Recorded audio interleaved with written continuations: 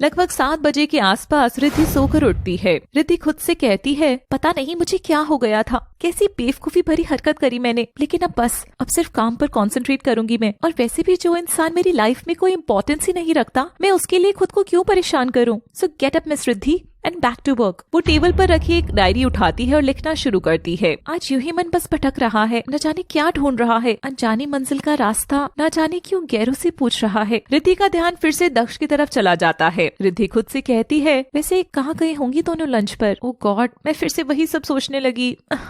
तभी उसे drawing room से कुछ आवाजें सुनाई देती हैं। इस वक्त कौन आया होगा। वो बाहर जाकर देखती है तो वहाँ सोफे पर दक्ष बैठा हुआ था। वो हैरानी से उसे घूरने लगती है। नहीं, ये कैसे हो सकता है, पर अगर है नहीं तो मुझे दिखाई कैसे दे रहा है। पास जाकर देखती हूँ। वो दक्ष के पास आकर खड़ी हो जाती है और उसे छूने के लिए हाथ बढ़ाती है। क्या कर रही हो मिस रिद्धि? रिद्धि अचानक से पीछे हो जाती है। आप यहाँ? हाँ, वो मैं यहाँ से गुजर रहा था तो सोचा आंटी से मिलता चलूं, कई दिन हो गए उनसे मिले हुए। रिद्धि को बड़ा अजीब लगता है। अच्छा, तब तक अमिता जी वहाँ चाय लेकर आ जाती हैं। बहुत अच्छा किया तुमने, मेरा भी तुमसे मिलने का बहुत मन था। तुमसे थैंक यू भी तो कहना था। थैंक यू किस लिए? तुम रिद्धि को सही सलामत वापस ले आए बेटा, उसका ध्यान रखा। इसने बताया मुझे सब कुछ। आंटी को बताया, लेकिन मुझसे तो एक बार भी थैंक यू नहीं बोला। वो मुंह बना लेता है। अरे क्या हुआ बेटा? वो खड़ा हो जाता है। आंटी अब मैं चलता हूँ। अरे अभी तो तुम आए थे इतनी जल्दी।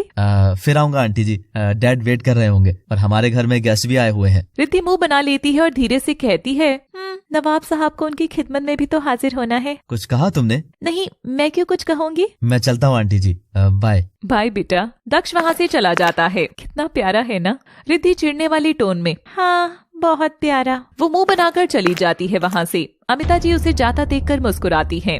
अगले दिन रिद्धि शूटिंग लोकेशन पर पहुँचती है। दक्ष वहाँ पहले से ही पूजा के साथ खड़ा था। उसका चेहरा उतर जाता है और वो अपना काम करने लगती है। कितनी घमंडी है ये, एक बार अपने बॉस को गुड मॉर्निंग बोलने भी नहीं आई। पर दक्ष, मैंने देखा क्रू के बहुत सारे लोगों ने तुम्हें गुड मॉर्निंग नहीं किया, उन पर तो तुम्हें गुस्सा नहीं आया? वो ये last one of the best scenes की शूटिंग चल रही है, इन्हें देखो। ओके, आज इसे ऐसे ही सेट पर वक्त बीत रहा था। पूजा दक्ष के साथ ही थी और ये बात कहीं न कहीं रिद्धि को दुख पहुंचा रही थी और वजह वो समझ नहीं पा रही थी। उस एरिया में नाइट स्कूल खुल चुका था तो अमिता जी अब वहाँ नहीं आती थी। पैकअप का टाइम हो गया था। रिद्धि बहुत उदास लग रही थी। दक्ष रिद्धि के पास आता है। चलो रिद्धि, मैं तुम्हें तुम्हारे घर ड्रॉप कर दूंगा। इट्स ओके सर, मैंने माँ को फोन कर दिया है, उन्होंने कार भेज दी है, मैं चली जाऊंगी। तब तक वहाँ एक कार आकर रुकती है। Bye sir. बाय पूजा। वो कार में बैठकर वहाँ से चली जाती है। इससे क्या हो गया, मैं तो उधर ही जाता हूँ, छोड़ देता। ड्राइवर को बुलाने की क्या जरूरत थी? हो सकता है वो तुम्हारे साथ जाने में कंफर्टेबल ना हो। अनकंफर्टेबल होने की क्या बात है, कौन सा पहली बार जा रही थी। इट्स ओके दक्ष, तुम्हें इतना फर्क क्यों पड़ रहा है, एक एम्प्लॉय ही तो है तुम्हारी। फर्क मुझे क्यों फर्क पड़ेगा, चलो लेट्स गो। वो दोनों भी घर के लिए निकल जाते हैं। रिद्धि अपने घर पहुंचती है। वो बहुत उदास लग रही थी। क्या हुआ बेटा, तुम इतनी उदास क्यों लग रही हो? नहीं तो मैं क्यों उदास होंगी? वो जबरदस्ती मुस्कुराती है और मुस्कुराते हुए इसकी आंखों से आंसू निकल आते हैं। अरे ये क्या, ये आंसू क्यों? वो उनके गले लग जाती है। वो दोनों सोफे पर बैठ जाते हैं। क्या हुआ बताओ मुझे, हम दोनों फ्रेंड्स भी है ना? यही तो मुझे भी नहीं पता कि क्या हुआ है। जिन लोगों से, जिन चीजों से मेरा कोई लेना देना नहीं है, मुझे उनसे क्यों फर्क पड़ रहा है? अमिता मुस्कुराते हुए, दक्ष की बात कर रही हो?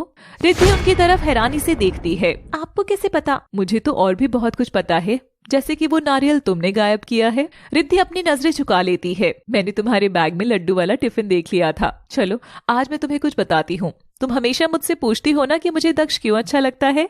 रिद्धि हाँ में सिर हिलाती है।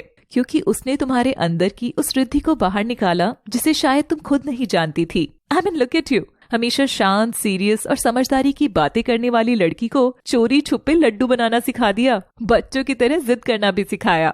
बचपन भले ही बीत जाए, इंसान का बचपना पूरी तरह से नहीं खोना चाहिए। मुझे हमेशा इस बात का अफसोस रहता था कि मैंने तुम्हारी परवरिश तो बहुत अच्छे से की, लेकिन आत्मनिर्भर शख्सियत बनाने में मैंने तुम्हें उम्र से पहले ही समझदार बना दिया। माँ आप आज ये सब कह लेने तो आज बच्चे जिद करते हैं, गुस्सा होते हैं, लेकिन तुमने कभी ना कोई जिद करी, ना गुस्सा हुई किसी बात पर, और ना ही मुझसे कभी लड़ाई करी। दक्ष के आने के बाद तुम्हारी जिंदगी में वो सारी इमोशंस आ गए and for that I am thankful to him. अब देर मत करो, बता दो उसे। क्या बता दूं? ओहो, ये भी मुझे बताना पड़ेगा। बुद्धू, ये जो जलन दिख रही है चेहरे पर, इससे पहले तो कभी किसी और के लिए नहीं दिखी। अरे होते होते प्यार हो गया। रिद्धि हैरानी से उन्हें देख रही थी। उसके चेहरे पर एक स्माइल आ जाती है। पर अगर उनके मन में ऐसा कुछ ना हुआ तो? वैसे पॉसिबिलिटी कम है, क्योंकि मुझे नहीं लगता कि कल वो मुझसे मिलने घर आया था। वो हंसने लगती है और रिद्धि हल्का सा शर्मा जाती है। ज्यादा टाइम मत लगाना, जल्द से जल्द अपने दिल की बात बता देना उसे। रिद्धि मुस्कुराकर वहाँ से चली जाती है। दूसरी तरफ दक्ष पूजा के साथ अपने घर पहुँचता है। उसका मूड ऑफ लग रहा था। क्या हुआ बेटा, तुम इतने उदास क्यों लग रहे हो? कुछ नहीं अंकुल, रिद्धि ने इसके साथ आने से मना किया तो तब से इसका मूड खराब है। ऐसा कुछ नहीं है डैड, मैं बिल्कुल ठीक हूँ, बस थोड़ी थकान हो गई है। वो लड़की मेरे साथ आए या ना आए मुझे कोई फर्क नहीं पड़ता, हमारे ऑफिस की एम्प्लॉय है, इस वजह से पूछ लिया था बस। वो अपने कमरे में चला जाता है। अनिकेत दक्ष के कमरे में आते हैं। डैड आप, क्या बात है बेटा, तुम इतने उदास क्यों लग रहे हो? कोई बात नहीं है डैड, पता नहीं सबको ऐसा क्यों लग रहा है। वो लड़की रिद्धि, मुझे उससे क्यों फर्क पड़ेगा? वो कौन है मेरी? बस एक एम्प्लॉय, बाकी सारे एम्प्लॉयज की तरह। पर मैंने तो रिद्धि का नाम ही नहीं लिया, मैं तो बस तुमसे पूछ रहा था कि तुम उदास क्यों हो। दक्ष उन्हें देखने लगता है और फिर मुंह फेर लेता है। वो तुम्हारे लिए सिर्फ एक एम्प्लॉय तो पहले दिन से नहीं है बेटा। पहले तुम उससे चिढ़ते थे औरतों के प्रति जो तुम्हारा नजरिया है उसकी वजह से, लेकिन उसने कहीं ना कहीं तुम्हें अपनी सोच बदलने पर मजबूर कर ही दिया। दक्ष उन्हें देखने लगता है। तुम यही बात मानकर भी नहीं मानना चाहते हो, इसलिए ऐसे बर्ताव कर रहे हो। वो एक एम्प्लॉय से कहीं ज्यादा बन चुकी है तुम्हारे लिए। तुम जितनी जल्दी इस बात को एक्सेप्ट कर लोगे उतना अच्छा है तुम्हारे लिए। फोर्स नहीं कर रहा, बस कह रहा हूँ, सोचना जरूर इस बारे में। वो ये कहकर वहाँ से चले